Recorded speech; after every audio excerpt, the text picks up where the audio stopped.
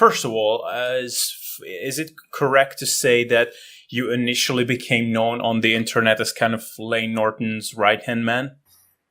Well, I think probably that's where most people are familiar with me, but I actually started out prior to that on the bodybuilding.com message boards.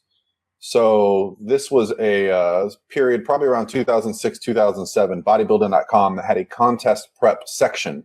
For those that aren't familiar with it, it was loaded with threads, and a thread was basically anyone could log in, create an account on Body Space, and then start documenting what they were going to do, talk about things. Very few people actually documented their contest preps. But when I first got interested in competing, I found a bunch of people that would actually document their preps for months at a time. And what's cool is it would keep like a day-by-day history of their posts. So you could go back like 6 months, a year, 2 years, and you could see people's journeys. And that was my first time seeing like natural bodybuilding from beginning to end. And it got me really excited about doing it. And that's when I reached out to Layne Norton. So at that time, I didn't know him. I just worked with him as a coach. So I started really early on posting my journey, right? So I was a guy who worked in IT. I went to the gym every day. I decided I wanted to compete. What did that look like? And because I liked watching other people's journeys, I thought, you know what, I'll do the same thing, and maybe someone will be interested and it will help somebody else out in the future. And so that's where I kind of got my start. Right. So you have worked with Layne Norton on a coaching client kind of basis. And how long was that sort of relationship of yours with him? Oh, it's still going, but I think I hired him in 2007. I decided I was going to do my first bodybuilding competition in 2008. So I reached out to him in 2007 and said, hey, this is what I'm thinking. And he replied right away and said, yeah, that's a good idea. We should do this. We actually worked together for a like an off-season building phase, which went great. And then we started contest prep in early 2008, and I competed in the summer of 2008. And so that was the beginning of our coaching relationship.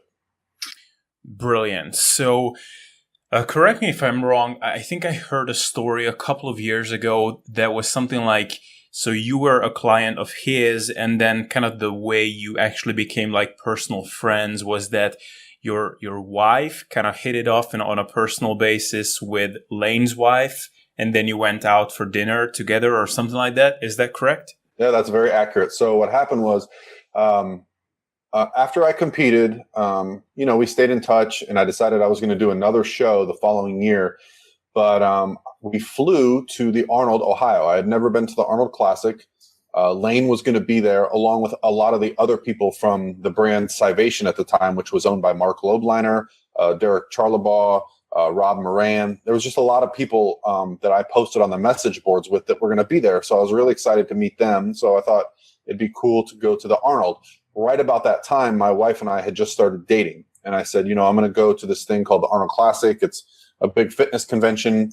And she thought that would be a good idea to go to. And I was kind of, taken back because most of the women in my life up to that point were not interested in fitness. And it was kind of something I did on my own. And so the fact that she wanted to go was kind of exciting for me. Obviously, we're married now and have a family. So it was a good sign. But yeah, so we got to the Arnold. I booked it for the Scivation booth. I stood in line for a minute, got to talk to Layne, got to talk to Mark, got to talk to Rob, and Isabel was there, Layne's wife. And so by the time we got done talking, me and Layne probably talked for half an hour or so. Misty's like, oh, we're going to go to the gym with them tonight. We're going to go to dinner. And I didn't even know that she had made that plan. So Isabel had invited us to dinner, and the rest is history. We've been close ever since. Yeah, and I just remember hearing this story like 1 or 2 years ago, and I remember the first place my mind went when I heard this story was, Jesus Christ, like if I was in this situation, I would have been so freaking awkward. Like, I don't know, how was that experience for you? Like, was it easy, or like were you good friends with Layne before then, or how? I'd only ever talked to Layne before that on the phone, and we were definitely not friends. He was someone I admired, and I was definitely nervous to meet him. I remember, having a little anxiety about actually getting up there, talking to him, and but once you meet Layne, you realize, he's just a normal guy. It's just, I think, like you said before we spoke, it's kind of weird how easy it is to reach out to people nowadays. I mean, back then it was a little more difficult, but standing there looking at him while he was talking to people, I just remember, I was very anxious and very excited. And then, lo and behold, he's just a regular dude who studies a lot and is just interested in the same things. We had a lot of common interests right away. And I think that's probably why the friendship picked up the way it did. Yeah. So, I think a lot of people who are listening to this episode right now are fitness enthusiasts, students of the game who maybe at some point will want to do what you did and kind of become from, a fanboy and just listening to other people speaking, maybe become a content producer themselves or a coach or a professional in the field to some capacity. So now you are a successful coach, you're partners with people like Layne, with people like Doug Miller, legends in the field. I would be curious, what were some of the kind of internal transformations you had to go through yourself to be where you are, besides, being educated, besides, developing a good physique yourself, but really from a mindset kind of perspective, if this question makes any sense? I think the hardest part for me, all of that stuff is important. The most important part is just having a passion for it, because I never had to force myself to read. I've been reading magazines and books since I was a teenager on muscle building and stuff like that. So that was always the easy part. The hard part for me was this huge transition that there's been in online work, because I was I grew up where my dad went to work every day. I started working at 15 years old every day, in the summers when I wasn't going to school. I always had a job. And so the hardest part for me has been getting out of my own way and understanding that I could actually be my own business. I could actually be my own brand. That I don't know that people are going to have that much trouble doing it. Maybe they will, but it just seems like now it's more accepted. Like, my job did not exist when I was in college. Most people go to college to get an education and, build their skill set for their career. My career did not exist. If you studied exercise when I was in college, you wanted to be a physical education teacher for like a high school or something, right? Like, that was the extent of it. Now people are going to school studying exercise science, physiology, nutrition, dietetics to become what I am now. So it's, for me, the hardest part was just understanding that, having the confidence in building a business around myself. Something that I think Layne was probably one of the first people to do. That's where Layne didn't invent flexible dieting. Layne didn't invent contest prep. Layne didn't invent powerlifting. But what he did was he put himself out there and really, was an early adopter of many of the social media platforms, which took me years to get on. But that's been the biggest mental shift, is changing my focus from, working for someone to being my own kind of leader. Right. And kind of to get a little bit ahead of myself, I wanted to ask this later of you, but how do you see kind of the state of this industry now? So, like you said, it took years for you to get on these social media platforms, and that is certainly not the case with people now trying to get into this whole space. So how do you see kind of the attitude of people trying to get into this industry, and how do you see kind of where this whole space is headed? Do you see it as a positive, or how do you see this mass of people just trying to flood the industry all of a sudden? Well, I think it's very positive, right? Because with any type of shift, you're going to have people that are mad that, someone does their first competition and now they're offering diet plans. And while that may seem like a bad thing, what those people are soon going to find out is they don't have people knocking on their door to work with them, because what we have now is more information than ever. So with that, we have more width, right? But the people that are going to be successful are going to have the most depth, right? They're going to have the most well-rounded, well-experienced ability to provide information, education, get results, right? So I think just like with bodybuilding, you're going to have a passion for it, right? Like you're going to have to truly want to work around the clock, working with clients, speaking to them, emailing them, developing programming, educating yourself better, constantly building up yourself and your brand. Because just like with any other business, the service we're offering is all very similar, right? At a certain point, we're all going to have a very similar skill set. What separates people is your ability to convey that information, the customer service you provide, the service you provide, the skills you have. And that's something that will never be replaceable. So just because there's more people doing it, that means there's more people interested in it. And at the end of the day, the cream will always rise to the crop. The good coaches, especially with as fast as information spreads now, are always going to be busy.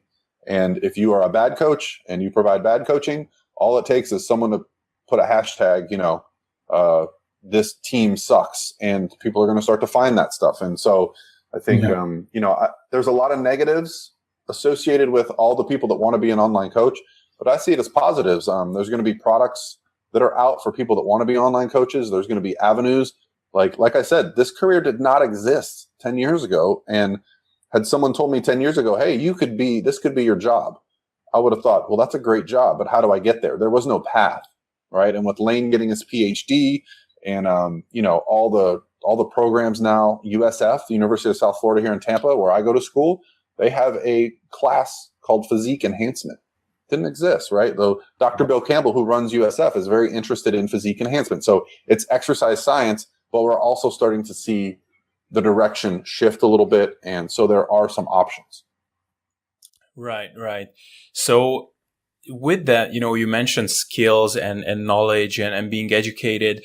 And I think as kind of commonplace it is to say that, if you want to get into this space, you have to be educated, you have to know your stuff.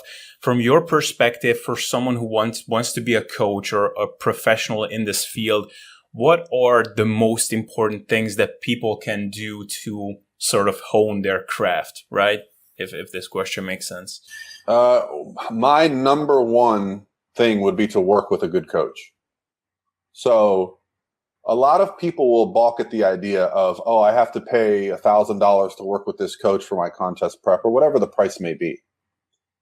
But that's short-sighted thinking. You're thinking of $1,000 transaction or whatever the transaction may be. You're thinking, I will no longer have that money. What am I getting out of it? What I didn't realize when I hired Layne, I said, here's my money, Layne, I want to work with you, was that I was basically getting a PhD in how to do contest prep. I was learning from, at the time, the best in the industry at getting people ready for competition. Every week, he would send me things. I would ask him questions. I would learn. I would learn things about nutrition, about training. It further made me curious about how to do other things. Like I would actually do more research because I would hear things, that came from Layne. And so it got me interested in more topics. So I think the most important thing is to align yourself with someone that you feel is going to be able to help you in the process, because you will learn how to do things, how not to do things, what you liked and what you didn't like, so that if you do become a coach in the future, or if that is your goal, you're actually taking a course in how to do that, how to run your business, how to run your social media, how to pay attention to how things are done. And those are all lessons that I took with me when I actually started coaching. I actually tried to hold myself to a standard higher than Layne's, because Layne had a name and I had no name. I couldn't provide a service equal to his. In my mind, I had to be better than Layne. So it's the same thing with, if I was wanting to be a coach right now and I had no experience, I would definitely get into competing or some type of competition, and I would hire the best coach possible for that process and learn from that. Right. And I'm actually really glad that you brought this up, because I actually wanted to ask you this question, that you yourself, who have kind of gone from being a client to now being a coach, it's kind of a weird question, but from your perspective, what does it take to be a good client? Like I have myself been coached by some of the best people in the industry, and it's been an invaluable experience. I learned so much, but it's kind of been a learning curve in terms of how to actually be a good client and not just some asshole who, floods their inboxes with emails all the time. So what would you say to people about this? Yeah, a good client. I get this asked all the time, and I remember early on, when I first started doing this, online coaching was still not a common thing. So a lot of people would be like, "How are you going to coach me online? How does this work?" I don't get those questions anymore. So what I learned early on was there are no bad clients, right? So a bad client, most coaches would be like, "Oh, this person emails me all the time." What I've come to learn is that a lot of this process is psychological based, right? So you have to learn how to deal with people psychologically. You also have to learn how to write programming and write plans for people that cover the topics. So if I would get the same question over and over, that would now become a part of my plan, right? Because I want to be able to help people understand where I'm coming from better. So I didn't look at questions or emails or, a person that was kind of nonstop with the questions as a bad client. I looked at it as I was not a good enough coach yet to get my point across. This is where social media has been a huge help for me. My YouTube videos. I started my YouTube videos at the consistency they're at now because my clients were asking me the same questions over and over. And if they were asking me the same question, I figured a lot of people had this question, not just my clients, maybe thousands of people wanted to know the same answers. So I was not only providing value to my client because I was answering a question directly to them, I had some form of media to go back to. So for example, a client asked me yesterday, what are your thoughts on why the scale fluctuates so much? So I made a video yesterday on why the scale fluctuates so much. Now, in 6 months from now, when a client says, "Hey, coach, the scale is always doing this," I just send them a link to this video, right? So we're getting kind of that correspondence down where they're getting personal attention from me. And it makes me a better coach. So what makes a good client is someone that is genuinely able to ask questions, get their point across without, not getting too paralyzed by analyzing the information.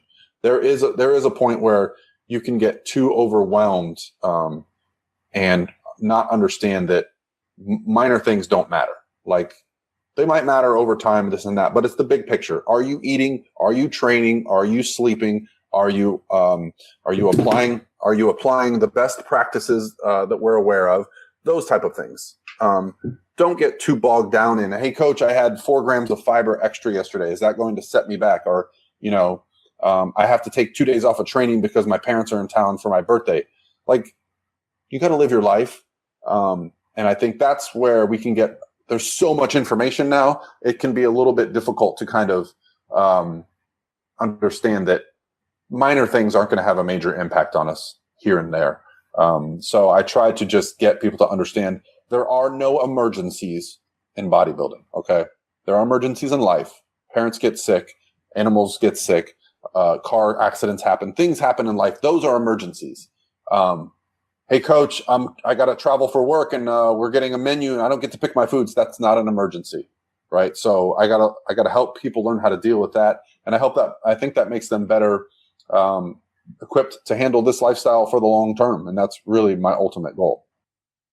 Yeah. And I mean, obviously, I kind of asked this question of you a couple of minutes ago already, but like, obviously, when talking about, like building self-efficacy as a client, a big part of being a good coach is obviously competence, right? Like, you have to hone your craft. And like, you've been in this industry for a while now, and, dealing with different clients, dealing with different questions, what were some of the kind of the most important things that you experienced and learned over the years, and kind of the most important refinements that you made to your own coaching practice, if you can think of any? Yeah, I mean, I have some very, very easy ones to think of. As a matter of fact, probably the most important thing that I learned over the years is that your word is the number one thing you have, right? So early on when I was coaching, I didn't take things as seriously as I probably should have at times. I would tell people, "Yeah, I'll have this to you by this day." And a couple of days would go by and I didn't have it. And I didn't realize the impact that had on people. I do my absolute best to always keep my word, do things in a timely manner, and make sure that the client understands that I value them as much as they value themselves. That would be my biggest thing is, just making sure that you prioritize your clients in your coaching business, because although you might have multiple clients, they only have one coach, and that's you. And I have to look at them as they're my only client. And I try to think back to when I was working with Layne, and what it meant to me when he replied to me quickly, and what it meant to me when he didn't reply to me quickly, right? I remember those feelings, so I have to provide that. And so that's a balancing act. It's figuring out just what you need to do to make sure that you're meeting your requirements as a coach. I guess it's a very valuable experience that I do have this in my past, that I remember what it's like to, know that my program from my coach is going to arrive the following day. And basically it's not like it doesn't matter if it comes at 9 a.m. or only arrives at 2 p.m. or the next day. It's like the previous day when you're anticipating your program to arrive, that's like already too late in your mind because you're so excited. So knowing that, it really helps you to become a better coach, right? Yeah. There's nothing as valuable if this is your goal to become a coach, as working with a coach and seeing how the process happens. I think success as a coach will come from ultimately you just wanting the best for your clients. You want to provide the best results. You want to provide the best programming and the best support. And if you want that, you will find a way to make it happen. I guess my last question on this theme is, I heard you mention something on Dynamic Duo Trainings podcast that you did not long ago, which was an awesome podcast. I'll link to it in the show notes. But you said that your number one advice to newcomer online coaches would be to eat shit for 5 years. So would you care to elaborate that here? Yeah. So first of all, I got to say I stole that from Gary Vaynerchuk. For those that aren't familiar with Gary, nice. He is he's when I have time to watch some videos, I love to watch his. He out hustles just about anybody in the world. And although his advice comes across as kind of crass at times, when you get to the root of it, it's rooted, it's built on fact. And, just like anything else, I mean, if you want to have a great physique, you can't train for 6 months and then do a show and that's going to be your physique. You have to put in years and years of work. And the luxury I had of my period of eating shit as a online coach was I had a career. I was doing something else. It was my hobby. Fortunately for me, my hobby was I was more passionate about than my career, but I loved my career. I was in IT and I sat in front of a computer all day. I literally was on the computer, either working on my job or working on my client stuff. Right. So at the very early on, I was very responsive. And so I was fortunate. Now, if you have a job where you're a personal trainer or a bartender or a service job where you're not on the computer all day, it's going to be a little more tough, more difficult transition. There might have to be a leap of faith. I was fortunate that while the first year my business made $350, didn't matter. It was $350 that I didn't make the year before. So I was able to make that natural progression the next year and make more money while still having my career. I never had to quit my job to take that leap of faith and hope that, okay, I make more money this year. And I think that's a luxury that I had. But there's other ways to get around that. Like Gary Vee says, don't be fancy. Like if you want to have a career as an online coach, you're going to need to travel to shows. You're going to need to meet clients. You're going to need to be in the scene, be at fitness expos, be at events. That means you're going to have money to travel, money to stay. That might mean if you're going to go to the Arnold, you try to bunk up with 10 people so that your trip is cheaper, right? That might mean you have to drive 12 hours because you can't afford the flights. That might mean you need to live at home longer with your parents, or you need to roommate with 4 people, keep your bills down. That might mean you need to find a job that you can do part-time that allows you to do things that you want to do, right? So whatever that means for the individual in question, it just means don't get ahead of yourself, right? The first time a client pays you $1,000, don't go out and get a new car. Don't go buy a fancy watch. Don't go buy new clothes. Put that $1,000 in the bank, reinvest it in yourself, buy a flight to the Olympia, walk around, shake hands, meet people. If you have a client doing a show, fly out to that show. Nothing is going to help your business or brand scale faster than doing things one-on-one and personal attention. because those people are never going to forget that. And these are lessons that I've learned. You know, the bigger my business has gotten, the more I've traveled. Last year, I went to 2 national shows. This year, I'm doing 3 national shows. I'm doing the Arnold. I'm doing the Olympia. I'm going to the Toronto Pro. This year will be my most shows attended and expos attended. Whereas I could, at this point, go, oh, I'll just stay at home and work from home because I don't need to travel. I have enough clients. But my goal is to continue to progress as a coach, be more present, continue to build. And I think taking a step back early on in your career and understanding that those are the most important things, not how much money is in your bank, not what kind of car you drive, but that you are there for your clients. That's what I mean by eating shit. And it might not take 5 years, right? It might take a year or 2, but just don't get ahead of yourself. And build the business before you start to worry about things that are not going to help you. Yeah, and I love how you, like, as much as it, you started off this entire discussion with stating how important it is to have passion. But at the same time, you're not saying that, if you want it badly enough, just jump into it, you will make it happen.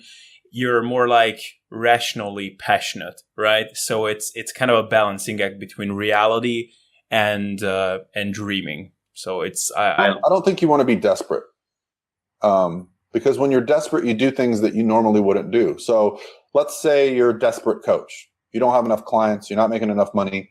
A girl comes to you. She's doing an hour of cardio every day. She's 30 pounds over stage weight, and she's eating 800 calories. And she says, I want to do a show in 12 weeks. What's a desperate coach going to do? Probably the wrong thing. What am I going to do? Hell no, you cannot do a show this year, let alone in the next 12 weeks, right? So, and the response I get from that is way better. The client says, I knew you were right. I know you're right. I just didn't want to tell myself it. Thank you. What do we got to do? Let's plan it out. Let's reverse engineer this process. Whereas a coach in a bad situation might say, we can figure something out. We'll do 4 hours of cardio a day and we'll get you on 300 whatever they're going to do to try to get this person, they're just going to put them in a worse position. They're not going to build their reputation because they're more concerned about the financial aspect of coaching, which can be substantial.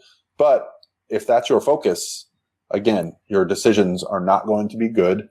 And there's one thing that's always true in business. The right thing is the right thing. And if you're not doing the right thing, you're not doing yourself favors for the long term. Yeah, it actually kind of reminds me of, I just tried out Avatar Nutrition the other day, and I was just so impressed by this thing that is supposed to be normal, but it's not. That, it's $10 a month, but you don't have to sign up for an entire year. Like, you can try it for a month. If you don't like it, you can quit. And that's what you do when you have a stable ground. Like Layne and, the people operating Avatar Nutrition, they're not desperate. They don't have to make people sign up for an entire year. So yeah, there's one thing to do, and that's the right thing. And I love that you said that, you had the luxury of having a stable ground and a career that you already loved, because it's just like in natural bodybuilding that usually the people who do the best are those who have other things to do besides just bodybuilding. They don't have only one goal, and that is to build as much muscle as possible. They have other hobbies that they're engaged in, and they're kind of distracted from time to time. Would you agree with that? Yeah, I think being around natural bodybuilding, the people that I've seen that are the most successful are actually more successful in other areas of their life. You just don't know about it. A lot of people don't know that Brian Whitaker has a PhD. A lot of people don't know that Doug Miller was the valedictorian of Penn State University. A lot of people don't know that these people are overachievers in life, not just on the bodybuilding stage. They set goals and achieve them no matter what they're going to do. It just so happens that they have the physiology to have great physiques, and they put in the work for years. So yeah, people see a natural bodybuilder on stage, they think that's great, but those natural bodybuilding kind of has a type of person that I've noticed that gets involved in the sport. And it's generally people that are overachievers in life. And that's just an extension of that. So yeah, when you see great natural bodybuilders, you can bet that there's other things going on in their life that they're very successful with. Yeah, and actually, natural bodybuilders, almost all of them are really freaking smart, and even like that. That's what's cool about natural bodybuilding is that, you know, when you look at an IFBB pro, many times you can kind of tell that they're lifting really heavy just by looking at their heads. But you know, when, like, for example, Martin McDonald, who is a really smart guy, and I didn't know personally that he was a really jacked individual, and I just looked at, like, I just saw his upper body on one of his pictures and I was like, wait, what? Like, what did I just see? So yeah, that's kind of funny. But, you know, one thing that I wanted to ask you is that, you know, you're like close to your 40s, or you're 40, something like that, right? I'm 41. Yeah.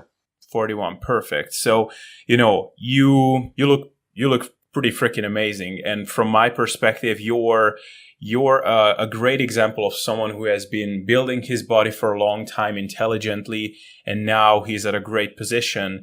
So you have a good outlook on this, I presume. So I want to ask you, from your perspective, what are some of the key things that someone has to get right with their training and nutrition to really make efficient progress in the long term? Or to twist it in another way, what are some of the most critical kind of mistakes to avoid training or nutrition wise to kind of avoid spinning your wheels for years?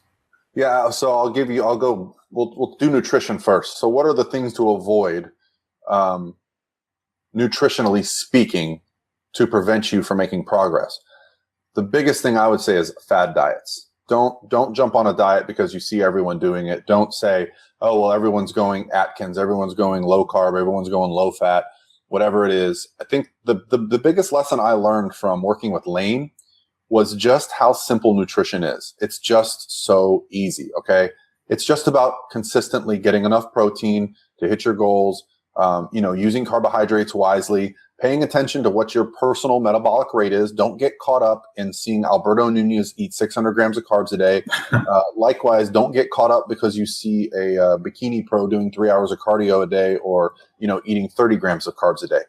Don't get caught up in that. We are all individual data points. We are all unique and different. There is no shame in the way our bodies operate. So we just need to get comfortable with the way I used to jump on, I'd try 400 grams of carbs a day, or I would try 400 grams of protein a day, or, whatever magazine came out that month with the perfect diet for muscle building. I would jump on that. And so, yeah, I would, I did well, but I just never saw consistent results. I would get frustrated. I would take time off the gym because, with the diet, I would think the diet was the issue. The diet is, in my opinion, nutrition is the easy part, because at the end of the day, as long as you're just getting consistently hitting your goals, understanding what those should be, we won't go into depth, but yeah, just don't switch all the time. I mean, try to find what works for you and just stick with that for years. The biggest variable is training. So we'll talk about pitfalls with training. The biggest pitfall with training is getting stuck in a rut, in my opinion. So early on, when I was training, maybe 20 years ago, all the magazines said you had to hit a body part once a week, and if you did anything over than that, you risked overtraining. And it was just it was a very scary word. Overtraining was just the reason you're not progressing is because you're overtraining. And so to the point where people took a year off. Just kidding. But yeah, I think getting stuck with a program and understanding that the only way you're going to progress is if you're lifting more, doing more volume, finding ways to improve your workouts, and being consistent. So the biggest mistake I made early on was I would have a great 6 months, and then I would get frustrated and I would take a month or two off, and then I would start over again, right? And then in that month or two off, if I had just taken a week off or tapered and come back, I would have seen some amazing progress. But I would just run myself into the ground and then take a few months off and come back. And then I would make great progress when I came back, right? Because muscle memory, and I would just have the passion back. So the biggest pitfall for training would definitely be always trying to progress, but also consistency, being consistent, even when you don't feel great. Taking a little time off here and there is fine, but finding ways that you can taper, deload, but kind of progress without quitting. Because consistency, at 41 years old, I've made more progress in the last 10 years than I did in the first 15 because I've been more consistent. Whereas the first 15, I probably had the hormonal ability to make better progress, but I didn't understand all the things that I do now. So those would be my 2 thoughts on that. Right. Do you see, because that's something that I've been addressing a lot on my channel lately, but do you see a lot of perpetual dieting and cutting with clients that you work with who just kind of end up being stuck in this endless dieting cycle where they try to get lean obsessively? Finally, they get there, then they blow up their progress very quickly with some overeating periods, and then they diet again. Is this something you see frequently? Yeah, absolutely. And it's actually probably something, I used to do because we see the pictures in the magazines, especially now with social media on Instagram. You see people posting pictures from 6 months ago and not realizing that they peaked for their show. They had 4 photo shoots and they show those pictures year round. But they're now 20 pounds over that weight and they're back in the gym putting on muscle. And so for years, you would spin your wheels. And I think especially now with competition, competitors want to compete year after year and they don't take necessarily the time between competing. And so I was very fortunate when, working with Layne, talking about when I want to get better for competition. He's like, you need to take 2-3 years off, which kind of seems crazy when you're going to take a couple of years off of competing. But taking time off of competition doesn't mean you take time off of the process. So yes, absolutely. I did a video called Perpetual Dieting, Stop Perpetual Dieting, whatever it was called, because I constantly get, emails and updates and questionnaires from people that, I've been dieting for 2 years and I just want to lose that 10 more pounds. And then I'll be like, you're not going to lose the 10 pounds. Or I'll have a client who's been reverse dieting for 6 weeks after being in prep for 6 months and they want to start dieting again. And it's a constant struggle, and I don't expect it to change anytime soon just because, you see that physique that you want, and it can be very difficult to delay that gratification. It can be very difficult to understand that the process takes years, and it can be very difficult to look in the mirror and see your physique not look the way you envision it. But that's one good thing about being 41 is that I've learned how to accept and enjoy my physique at all stages. I've learned to accept that when I'm competing, I miss being heavier and stronger. And when I'm heavier and stronger, I miss the vascularity and the pumps and the crazy looks you get in the gym. So there's the grass is always greener, but once you've done both a couple times, I think it's easier to accept. And that's something a good coach will help you with. But ultimately, that's part of being a good client. Remember what you asked me earlier? It comes down to understanding and educating and, having faith in the process. Yeah, 100%. And just as a kind of side comment on the whole perpetual cutting thing, I mean, like one big danger that I see in that I observed with myself is that because of these perpetual cutting cycles, basically the whole notion of bodybuilding and physique building in my mind became just associated with constant deprivation, just always less, eating less, take away food. Whereas that's supposed to be only one component of it when you're competing. But for the most part, you're supposed to be well fed, right? Yeah. And I think my friend Alberto has touched on this subject very well. I think he did an analysis of his own personal time that he spent in a deficit versus in a surplus, right? So basically, if you're in a deficit, you're not really progressing strength and muscle wise. So, he had some postulations that you should be spending something like, I don't want to quote him, but I remember it was very heavily favored towards building. 80-90% of your life should be in the building phase, right? Because that's when we're getting better. You should be dieting down for your goal, show weight or physique pictures or whatever it is that you want to do. But ultimately, you should be spending the most of your time, the majority of your time in a building phase. So that's I think that's more important than people place on it. They place more importance on, I'm going to be going to the beach this summer. I'm going to be at the expo this month. I need to do a quick cut for that. And they're constantly cutting their ability to improve short for these short-sighted goals. Yeah. No, I mean, it's, just today I was walking around, and now I'm not dieting, I'm well fed, and I was walking around. It was a beautiful day, and I was like, oh my God, like this is how it feels to actually be well fed and just feel good. Like I forgot how this feels like. So it's pretty crazy. But another thing I wanted to ask you about is obviously flexible dieting now is kind of a pretty well accepted thing, but Layne has been one of the big pioneers of the concept. He didn't start; it was more Dr. Joe Klemzewski, but he was definitely one of the big pioneers. And you are also a big proponent of the concept. So now, after several years of this concept having taken root, how do you see the kind of the state of flexible dieting, if this makes sense? And at this stage, what does it mean to you? So that's a really good question. My friend Lauren Conlon, who just got her master's degree from University of South Florida, she did a study last year, did some research, and had people come in and do a fat loss diet based on either a rigid or a structured plan. They had to eat certain foods, or a flexible approach. And these were general population people who were lifters and, did train. But the basic idea was to do research and see which approach was better. And what we found, what I found most interesting from Lauren, was that Lauren was a lifetime flexible dieter.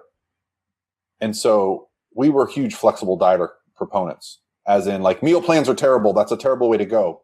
But what we found is that the most important aspect of any diet is education, right? So what people liked that were on the meal plan, and some people like the meal plan better. Some people like being told what to eat because they didn't have to think. They were just told what to do. And I think it gave Lauren, myself, and others in our circle an appreciation for understanding that although flexible dieting is the way to go, there is value in meal planning and structured. So Dr. Joe, the genius that he is, has actually coined another term that may catch on in the near future called structured flexibility. Mm-hmm. Basically, the idea is with flexible dieting, it got bastardized to the point where people were just trying to do whatever they could to hit their macros and avoid any type of real food, right? So, just whey protein and cake and McDonald's to hit their macros. But what we're seeing now, and especially me as a coach, although I'm a proponent of flexible dieting, I'm not a proponent of not planning your meals, of not using whole food sources, of not doing all that you can to make your diet as easy as possible to follow. Because if you're not putting yourself in the best position to succeed, when the going gets tough, you're going to fail. And a lot of that comes down to planning ahead, planning your meals. So even though I do flexible dieting, when I am in a strict phase, I'm meal prepping. I am meal planning. So my meals are planned for the week, right? What's cool about flexible dieting is it allows me to, if something comes up, kind of change gears if I need to, or in the off season, in the improvement season, as Doug Miller likes to say, we can now focus on targets, hitting our goals, being a little bit more loose, but still understanding, because I'm educated on what macronutrients are, on how to proceed and be successful. So I do think there's value in meal planning. I just think education is the key component there. So what's the future for flexible dieting is going to be this structured flexibility approach where we understand what's in our food, understand how to track it, using the technology available, and just continuing to kind of hone that skill. Yeah. I mean, I guess, like you said, meal plans are not bad per se. It's more like meal plan in combination with a lack of education or a lack of knowledge, right? That's where people run into problems, because then they fail to kind of mistaken the mechanism with the tool per se, like, if that makes sense. Yeah. So good coaches that provide meal plans will also explain why they're doing it, what the macronutrients are, what some options are for things. Bad coaches will provide a meal plan because it's the meal plan they got from their coach. There is no consideration for metabolism, age, goals. It's just the same plan that they're giving to everybody. That's where I run into a problem. I don't have a problem with meal plans per se. I'm more focused on the issue of, are they actually coaching or are they just sharing bad information? All right. Brilliant. Brilliant. Great, Paul. You dropped a lot of cool knowledge bombs here, and I think we went over a lot of cool stuff. Just two quick questions to the end. One is that I like to ask a lot of guests is, have there been any kind of habits, anything, or any kind of resource, habits, or just tools that you utilize in your life or have utilized in your life in the last couple of years that helped you a lot, whether in training, whether in your business, daily life, anything like that that comes to mind? Tools that I utilize on a daily basis. I don't know if it's considered a tool, but like social media, getting comfortable with using it. I love YouTube now. I really enjoy Instagram. Learning how to use Facebook. I have a bodybuilding show that I promote in the fall, and so I'm learning how to use Facebook targeted marketing ads. So the biggest tool I will say is learning how to use all the things at our disposal for success, and those tools include YouTube and Instagram. The cost of entry on those is $0. Like you literally have a phone in your hand, you can upload YouTube videos. I have a friend, George Rosado, Fitness IQ, who has basically built a huge following, and the dude doesn't even have a computer. He got a computer recently because he's now working with clients, but he built his Instagram following through doing videos and editing everything on his phone. He just saw that as not a problem. I would see that as a problem. I would not be able to get my whole thing done on my phone. Like I love working on the computer. So I think learning what tools you have available, for me, it's, things like, clearly YouTube, the bodybuilding boards back in the day, Instagram, whatever it is to get your message out there. Facebook's probably the best one right now. And just putting in the work to understand how they work and how they can work for you. Awesome. That's yeah. Did you now you're I see that you're very productive on YouTube. Did you also I myself now, it's getting easier for me looking into the camera with a straight face without making a whole bunch of silly faces. But was there any kind of learning curve for you? To answer that question, all you have to do is go back to my videos from 2010, 2011. Yes, I was very deadpan and drone on camera, and I didn't really put much personality into it. Even though I have a big personality in person, yeah, I had that kind of disconnect with the camera. And I clearly remember watching some of Mark Lobliner's videos and thinking, man, he comes to life on camera, and he's very much like that in person. The disconnect with me was I was very boisterous in person, but when the camera came on, I kind of clammed up a little bit. So I've learned to just let my personality be a little bit more free. And that's definitely something that comes with, watching yourself and being consistent with uploading. Any kind of resource, whether it's a book, video, podcast, anything like that was very influential to you or caused you a nice aha moment over recent years? The biggest one would be Gary Vaynerchuk, watching his stuff, understanding. I was always in my own way. I avoided social media because I felt like, who wants to see me? Who wants to do this? I didn't understand the tools for what they were for. So, I can tell you all kinds of textbooks and things that I've read, but I think that's kind of well documented. I think what's not well documented right now is the way that information is conveyed and how important it is to not get hung up on preconceived notions. And I think Gary's videos helped me do that. He helped me understand the positives of social media, not the negatives. It gets a lot of negativity, but there's so many positives. Brilliant. Awesome, Paul. Thank you so much for all these cool answers. And would you please let people know where they can find you and just anything that you'd like to get their attention to?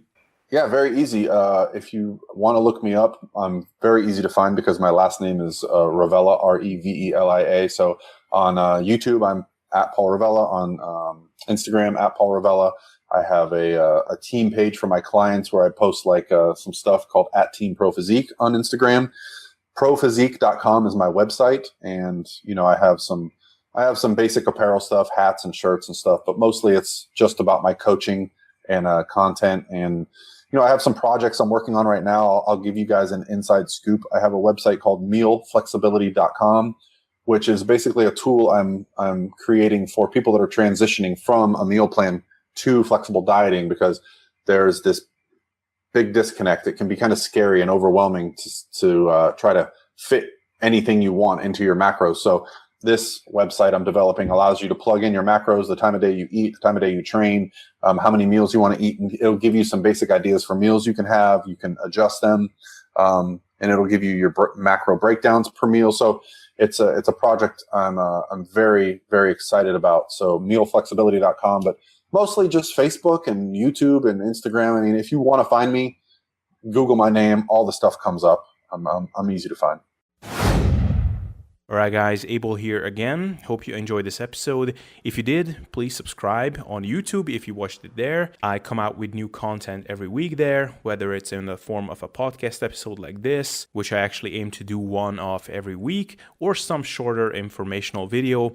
Also, if you could just leave a comment and suggest some people that you'd like me to interview or just topics you'd like me to cover, it would be very helpful to know how I can better serve you. And if you listen to it in podcast format, if you could leave a rating on iTunes, it would greatly help out the show, and I would be more than grateful for it. So thanks, guys, for hanging out up until now. Thanks for being here, and see you all next week.